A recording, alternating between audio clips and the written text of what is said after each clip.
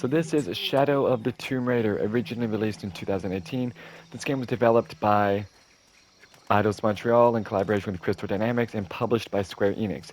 This is the third game in the Survivor trilogy, and I believe it's the 12th game overall in the Tomb Raider franchise. Now, of the three games in the Tomb Raider Survivor trilogy, my favorite is definitely Rise of the Tomb Raider. But at the same time, I also really do appreciate the Survivor trilogy overall because I think Survivor is a great game. I think that Rise is my favorite of the three. As I said, I really liked Tomb Raider 2013. Of course, this game is great, but I don't know. I guess when I was younger, playing through these games, what kind of turned me off of Shadow was just the fact that this game didn't have as much diversity in terms of locations as the previous games did. Like one thing I really liked about Rise of the Tomb Raider was there was a good diversity of, or I should say variety of locations. There was the Siberian wilderness, which is basically just like a very wintry tundra, which was full of snow, and even snow would build up on Lara's outfit. And I just thought that the whole snowy environment just looked really, really cool. Then you had like the Syrian desert where there was like this large, like hot, sandy environment, and then there was a tomb in the middle. It just looked really good. And then there was like the geothermal valley, which was sort of like the bottom of a mountain range, and it's very rainy. What is that? Is that a hog? Anyway, it looked very, very cool. And I liked the variety of locations, especially the flooded archive. That was my favorite location in Rise of the Tomb Raider. But for Shadow of the Tomb Raider, most of the locations are like forests, like areas with thick vegetation, and it just didn't seem like there was a big variety of locations. Like a lot of the times, it all just kind of looks the same. And that was one of my biggest complaints about Shadow of the Tomb Raider. From time to time, you'll also play these throwback sequences in which you play as a young Lara Croft, and this is a great way to sort of discuss more of Lara's past, and plus it's cool to explore a version of Croft Manor, because I feel like one of the coolest parts of Rise of the Tomb Raider was also exploring Croft Manor. But as I said, this is also a nice way to flesh out Lara's past and to get to know more about her and especially her father before her. I really just can't emphasize enough just how good this game really does look, especially the environments. They do look absolutely great in this game. And of course, you have your usual looking around, seeing what artifacts you can find, or just scrounging supplies, scavenging to help you craft arrows or health kits, or whatever it may be. And you get to do that stuff on the fly. In terms of combat, Shadow of the Tomb Raider does have a much more of an emphasis on stealth. In this game, it's much easier to be spotted by an enemy, duck and hide behind cover, and then actually lose them and cause them to actually have to search for you again. So it was very nice to see that they're focusing a little bit more on stealth, but you also have more freedom in the combat overall in this game, especially compared to Rise. One of my favorite parts of this game is just walking around in the towns and villages, getting to know the locals, and even just witnessing humanity and seeing how these civilizations work. I think this is the coolest portion of this game, at least for my personal taste. It's nice to just walk around and just seeing the people going on about their everyday lives and seeing how Lara can interact and even help them in some instances. It's definitely a beautiful part of this game. Bye. Now, in terms of combat, this game has stealth kills. As I said, there's a higher emphasis on stealth in this game, which is nice because you can start a stealth encounter and then you can hide in a bush somewhere. And then the enemies will still look for you, but they'll say, okay, we lost her. So now there's a bigger emphasis on stealth, which is nice. So it really seems as if you still have the old, Rambo, just go all out, all in, and all that stuff. But look at that. I'm sniping these dudes with this bow and arrow. Isn't that kind of cool? But you can still craft things on the fly. Like you can still craft arrows. You can craft fire arrows. You can still have like the Molotov cocktails and all that stuff. But there is a bigger emphasis on stealth, which just makes this game overall feel a lot nicer. And you also have more freedom to the combat. Like as I say, you could go in guns blazing like Rambo if you wanted to, or like a Terminator or something like that. But the combat in this game feels a lot nicer. Me personally, I also think aiming just in general feels nicer. I don't know what it was about Rise of the Tomb Raider, but I wasn't very accurate when I was aiming in that game. I didn't have that problem at all in Tomb Raider 2013, but I had it in this game, and I could never figure out why. I think it's because whenever you aim, whenever Lara was aiming, the game would like change the sensitivity, so it's slower, and it always just felt so awkward. It just felt like I'm trying to hit this dude, but it's too slow. Like I tried to increase the sensitivity, but it really didn't help when she was aiming down the sights. But as I said, the combat in this game is way nicer. Mud patches. It says press square to cover Lara in mud. Oh yeah, there's mud patches. So this is very much like some Rambo, some Predator type stuff here. But there's also black powder you can use to create improvised explosives. So as I said, much more freedom when it comes to the combat in this game. I could go in guns blazing like I have like an assault rifle here. Also, as I said, the aiming feels nicer in this game. I don't know if it's just the lack of recoil or what, but it's just like it feels nicer. Maybe there's just some sort of aim assist that the previous game didn't have. So as you see here, I can grab this bottle, I can craft a Molotov with it. I don't think there's anybody else here though. I think these are all the dudes. But this game doesn't have as much combat as like 2013 or Rise did. I thought Rise had like a nice mix of action and combat. But for this game, it just feels as if there's a lot more exploration. I don't think there's too much. Like it doesn't feel like it's too slow, but the optional tombs are still available and they're pretty cool too. I'm gonna craft a Molotov cocktail. Doesn't it seem a little weird to you? There was a problem underground. I missed. See, that's awesome. That's awesome. Crafting the old Molotov cocktail, still the coolest thing of this game.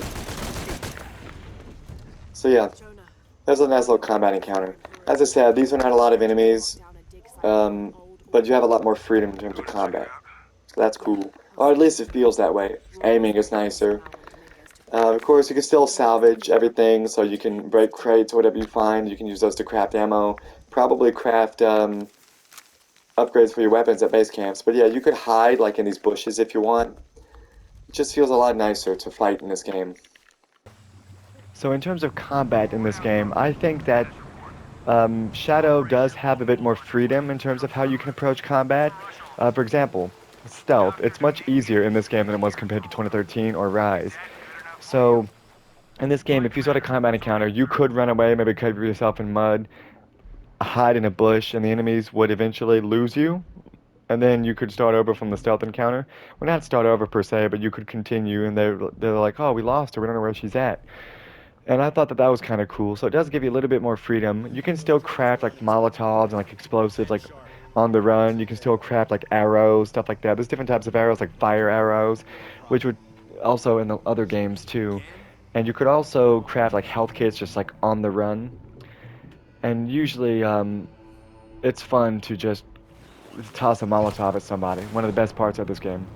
So there's the stealth kill. And yeah, Lara can also be very cautious and like approach from a stealth perspective. Is this guy gonna see me? But also she could be like a cold-blooded, like complete Terminator, where she just hunts these guys down immediately. Oh, I missed that guy. One thing I did notice, aiming in this game does feel a lot nicer. Did that guy die? No. I missed again. But yes, it. Oh, came downstairs. Oh, I thought he'd better run at me. But yes, aiming in this game feels a lot nicer. I don't know what it was. When it comes to Rise of the Tomb Raider, I don't know if it was just because it didn't. I think what it was, the sensitivity just changed when Lara was aiming, which granted it does in this game too. See, the sensitivity changes. I don't know what it was, but for Rise, I just wasn't very accurate. Maybe it was just because I didn't upgrade the weapons that much, so their accuracy may have been all over the place. But aiming in this game feels a lot nicer. It's more smooth, if that makes sense. I have more accuracy. But I still did like the combat in Rise. Yeah, I let's also head into thought that base. Rise had like a good mix of action and sort of the exploration platforming stuff. Shadow, I think, has a bigger emphasis on the exploration aspect more so than the combat and shooting and stuff like that. I thought Rise had a good mix. 2013 was mostly just combat, which is a good thing, don't get me wrong. But also mud patches. Lara can cover herself in mud. Like some real Predator stuff. Like, look at that. just like Rambo or something like that. But Lara, she could go completely stealthily. Oh, okay, I can't jump through there. Lara could go in completely stealthily, or, she could absolutely just turn Already in into a the Terminator simulator, and just Rourke, and annihilate you these achieved guys. lockdown. See if I can find something here. So you can hide in a bush. As I said, you could approach this stealthily if you wanted to, or you could just completely, annihilate these guys by pulling out an assault rifle.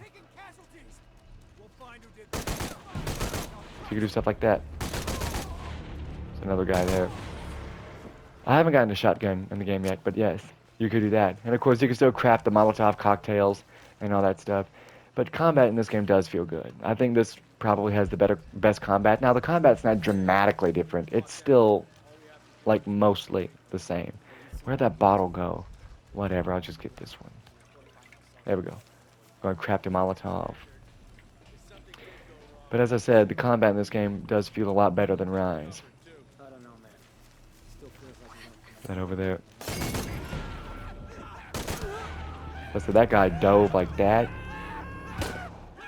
There's one more guy. See here. Oh wow, can you believe that? I've missed like 5 shots in a row. You believe that? But yes, no reaction by the way to that pistol shot. But yeah, the combat in this game does feel a lot nicer. My favorite part, just like Rise of the Tomb Raider, was crafting a Molotov on the run and just absolutely annihilating a guy with it. That was always the best part of the combat, at least for me personally. Also, a new platforming feature in this game is rappelling. Look at this, I can rappel down. Ooh, exciting. Lara can do this to, number one, not kill herself because of fall damage, so that's nice. And also, you can kind of swing around on it, so it could help you in some platforming situations. It's nothing too crazy, of course, but Lara could absolutely use it to save herself in some instances. I don't know if you could use it for combat, though. I don't know if you'd have any wall grabs. You have to do it out of like a wall climbing section. That's the only thing. But yes, now we get to raid a tomb. Look at this. It's full of fire. It's quite nice. Let's see if this is a secret, a mural. So yeah, this is a mural, just like Rise of the Tomb Raider. Lara can look at these murals. Now in this game, there isn't the whole like learn a different language thing that Rise of the Tomb Raider had. This game just has like, okay, this is an artifact. You've completed like 30% of all the artifacts in this particular area. So similar to Rise, it has like the whole open world, like the hub world, stuff like that, like semi-open world, stuff like that. But yeah, here's a nice little dungeon, or something, I guess a tomb that we can explore. And now, more likely than not, there's going to be a big puzzle section that we have in the game. So now we have to figure out how to solve this and progress. Because I don't really know what I'm doing. I'm kind of brute forcing it, but that's one of the beautiful things about Tomb Raider, you know? Stuff just kind of happens. And now we gotta look about what's in here. But once you finally do solve the puzzles, you can see what lies underneath or above in some instances, depending on which direction you're going in. And as I said, this game does have a bigger exploration focus, and I think that's cool because after all, this is a Tomb Raider game. But I've always appreciated the environment here. I think the optional tombs are also great in this game too. Absolutely the best parts. And the optional tombs have a good amount of variety too, like all of them feel pretty different. I've always felt like the strongest portions of these games were always the optional tombs. So, there's another puzzle I have to figure out here. With this Indiana Jones style trap. But anyway. So now we gotta try to figure out the last piece of this puzzle here. I think we have to brute force this one, but I'm not too sure. One thing I really do like about this game is that Lara is in Mexico, and they talk about like the ancient Mexican civilization, such as the Incas, and I really think that this stuff is quite interesting.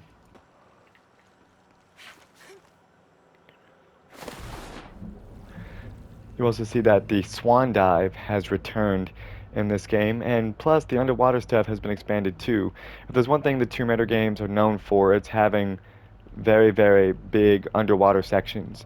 There are some underwater enemies, such as the piranhas, that you have to worry with, but you mostly just have to worry about getting oxygen so you can actually survive the underwater endeavors. But look at these underwater environments. These are really detailed. It's really beautiful to look at.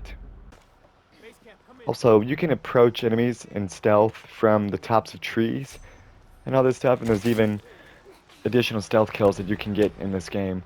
And there's some pretty Rambo looking stuff, like setting up these traps and everything.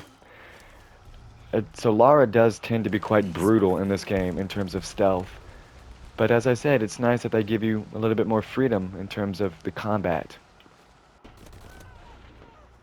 So it's nice to have the freedom of either being more stealthily, like you can take this guy out, or maybe you could go to the top of a tree and try to get him from above, or you can just go in absolutely guns blazing if you would like to. And as I said, the aiming in this game feels much, much more responsive than it did in Rise of the Tomb Raider. However, you have to understand that Lara can still take damage very, very quickly, so you have to prioritize hiding behind cover as much as you can. Like an instance such as this, in which an enemy will absolutely just annihilate you if it gets close enough. But this is where the Molotovs and the explosives come into play as well. It's probably not a good idea to be doing this in the middle of combat. But yeah, Lara can grab a bottle and make a Molotov out of it, which can help with crowd control especially. If a lot of dudes are running you down, or maybe there's just a collection of enemies relatively close to one another, the Molotov and explosives in general come in use, especially in those situations.